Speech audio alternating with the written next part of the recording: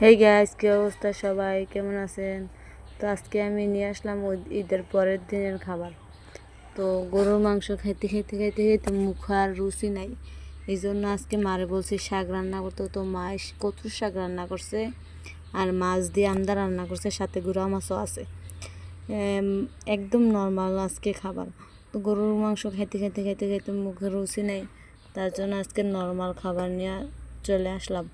যাদের আমার মতো গরুর মাংস খাইতে খাইতে খাইতে খাইতে মুখে রুচি নেই, তারাও নর্মাল খাবার আছে আমাদের বাসায়, তারা চলে এসে পড়েন, খেতে পারবেন।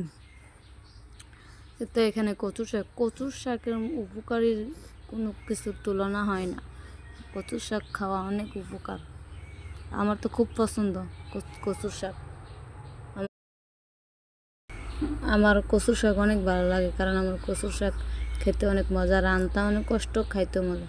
তো আজকে আমার ভিডিওটা এই পর্যন্ত। সবাই ভালো থাকবে, সুস্থ